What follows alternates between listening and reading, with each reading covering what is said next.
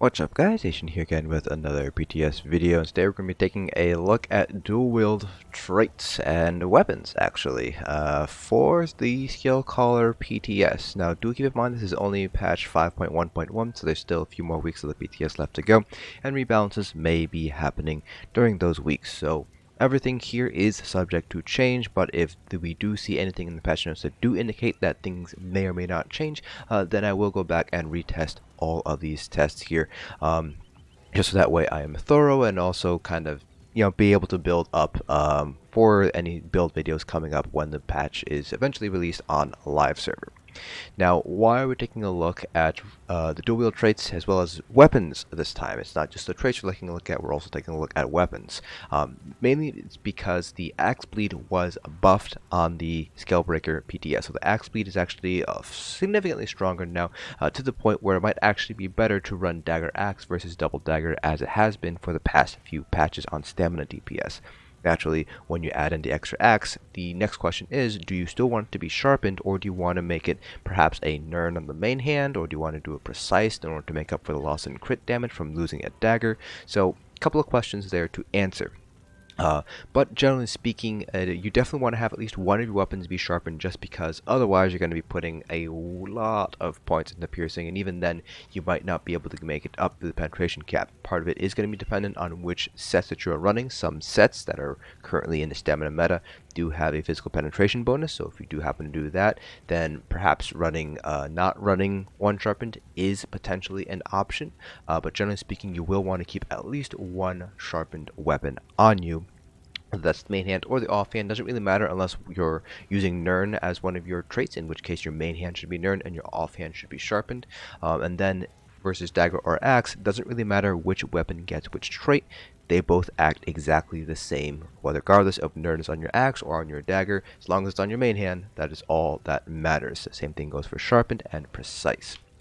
So first I'll show you guys the build, and then we'll shift over to the spreadsheet, because the axe does involve a little bit of RNG, because the axe bleed is a proc chance essentially, so there is some fluctuation in DPS. So I did have to do a few parses to get a sense of where DPS stands, and even then there are some mild fluctuations here and there just based on crit RNG and things like that. So I did want to get a little bit of a bigger sample size rather than just one parse on each of our different scenarios.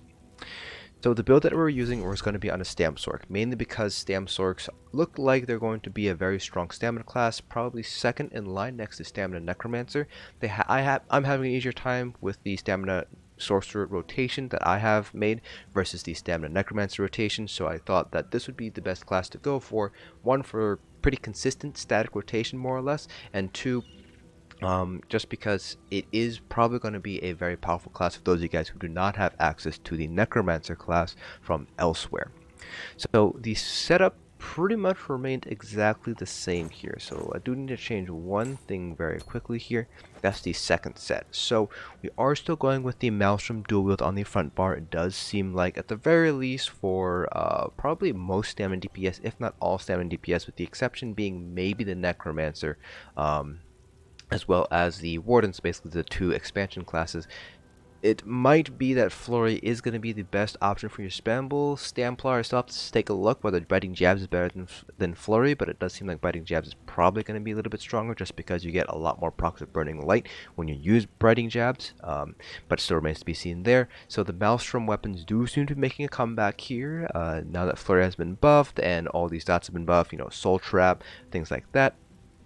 So definitely a good idea if you are a stamina main and you don't have the Maelstrom weapons, to kind of run Maelstrom Arena a few times to get those Maelstrom weapons going there.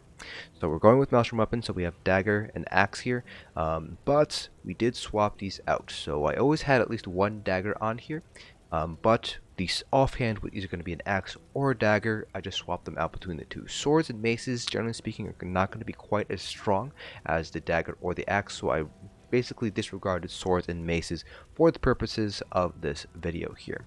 Next, you'll notice the traits here. I have Nern on the main hand and then Sharpened on the offhand. I had basically 4 different combinations of traits that I want to take a look at, as well as weapons as well. So the first one would be double sharpened on, basically sharpened on both weapons, with both weapons being daggers. Next would have been double sharpened again, so still sharpened on main hand and offhand, except I'd have an axe and a dagger like I have here. Next would be a sharpened dagger and a precise axe. Again, the rationale being if we run precise, we're getting back a little bit of crit chance from dropping the dagger. And then finally, what I have here, Nern on the main hand and sharpen on the offhand, just to see whether or not the axe bleed might, make up the loss of precise, basically. So whether the Nern Hone be able to basically match or exceed the additional weapon damage that, I should say, the additional damage that we're getting from precise. So those are the 4 different scenarios here. Our 2 sets were, as you can expect, Laquestes and Reliquin. So 5-piece Laquestes, 5-piece Reliquin. And for the back bar, we are using the Master's Bow. I kind of mentioned this in yesterday's video, but it's still bugged. Thunderous Valley, the VMA bow, is still a little bit bugged, where it is not actually applying to each tick of Endless Hail. At least that's are the reports that I am seeing. So I'm still not able to really ascertain whether the Maelstrom bow or the Master's Bow is going to be stronger. Again, my previous test did show that Master's Bow was pulling ahead by a little bit, but I still need to do a couple more tests between the Master's and Maelstrom to kind of get an idea. And once the bugs are fixed on the Thunderous Volley, the Maelstrom effect, then I can actually really get into the weeds and really start doing a couple of parses to get a sense of the averages and things like that. So that's pretty much the setup here. CPs pretty much remain exactly the same. I didn't really change anything. The only thing I changed were the weapons and the traits, the typical what you would expect to do when you're trying to control for certain variables here. So CPs remain exactly the same: 37 Mastered Arm, 61 Thaumaturge, 61 Precise Strike, 62 Piercing, 49 Mighty. For those instances where I had one sharpened weapon, when I had 2 sharpened weapons, I did have to change my CP up a little bit. So the CPs for 2 sharpened weapons would have been something that looked like this. So we do need a few more points on the Thaumaturge here. I believe it was 66 Thaumaturge, and then 40 Master. I might have bumped up the Piercing like this. So it would have been 66 Thaumaturge, 61 Precise Strikes, 39 Piercing, 64 Mighty, and 40 into Master at Armed. Stamina DPS does look like you're going to be shifting away from Master at Arms and more towards Thaumaturge, because we are getting a lot more dot damage down with the Soul Trap, and then with Flurry we do want to buff up Thaumaturge there that way. So the 2 double sharpened scenarios did have the identical CPs, and the 1 sharpened to 2 single sharpened scenarios also had identical CP, which is the most important part here.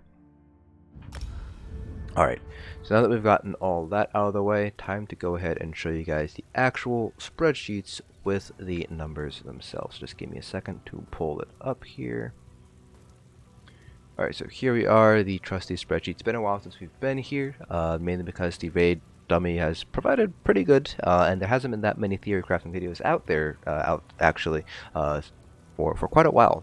So again, just really briefly, a quick summarization here. So we have double sharpened with 2 daggers, double sharpened 1 axe, 1 dagger, 1 sharp dagger, 1 precise axe, 1 Nern dagger, 1 sharp axe. We did 3 parses each. We could have done 5, but I was running a little bit low on time. I will be doing more parses to get a better sense of things, mainly because the numbers are very, very close together, particularly for sharp, precise, and Nern sharp here. So double sharp 2 daggers, we pulled on average about 88.6k. Standard deviation was 958 DPS. For double sharpened 1 axe, 1 dagger, we pulled 91.7k with 822 standard deviation, so a 3.5% difference between the 2 daggers versus the axe dagger. So it does look like the axe bleed is definitely going to be a viable option replacing one of the daggers. Then we have 1 sharp dagger, 1 precise axe, which pulled 92.4k with about a 700 DPS difference, resulting in a 4.25% difference compared to the double sharpened double daggers, and about a 0.7% difference between the double sharpened 1 axe, 1 dagger. And finally, the 1 Nern, again this is the main hand, and the 1 sharpened, we pulled on average of 92.5k DPS. With this is a little bit larger variation here, mainly because I did have a bad parse here, but I still kept it nonetheless. So 1154, resulting in about the same 4% difference from double sharp 2 daggers, about a 0.7% difference to 2 sharp 1 axe 1 dagger, and then pretty much negligible difference between the sharp and precise. So I do want to retest these, mainly because the fluctuation, particularly on the Nern sharp, was a little bit weird here. The highest parse did come from the Nern sharp, but the sharp precise also had a really good parse here with 93.1 k or so. So I do want to go back at the very least and compare these two. But it looks like double sharpened double daggers isn't really all that great so far. Didn't break 90k at all versus the all the axe parses did end up breaking 90k. So I'm not thinking right now, this is kind of preliminary still, and again, we still have a couple weeks of the PTS to go, but it does seem like you are going to want to replace one of those daggers with an axe due to the buff to the axe bleed. So that is going to be it for this video. So the takeaway message is definitely, one, farm for your VMA dual wield. I don't see that changing anytime soon. It looks like to be pretty viable, and even if it doesn't end up, if that ends up changing in the PTS, it's still a good idea to hold on to it nonetheless, because it does seem like it's getting stronger and stronger each patch, whether that's by design or by accident. I guess we'll have to wait and see. And then you definitely want to start farming for those axes as well. So if you have double perfected Lachesis daggers, for instance, you might want to consider getting a perfected Lachesis axe as well. Again, remains to be seen whether this continues throughout the PTS iteration, but it does seem like axe is definitely something you're going to want to pick up. So that is it for this video. Hope you guys found this informative. Remember to let me know down in the comment section below whether there's anything you want me to test.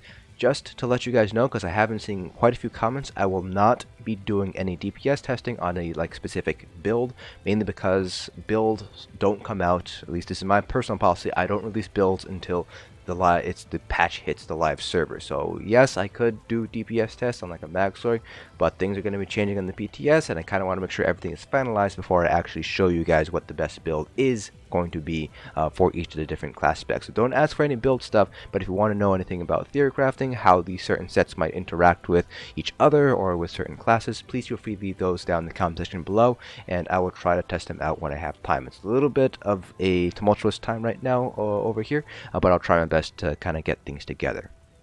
So again, hope you guys enjoyed the video, and I will see you guys in the next dungeon.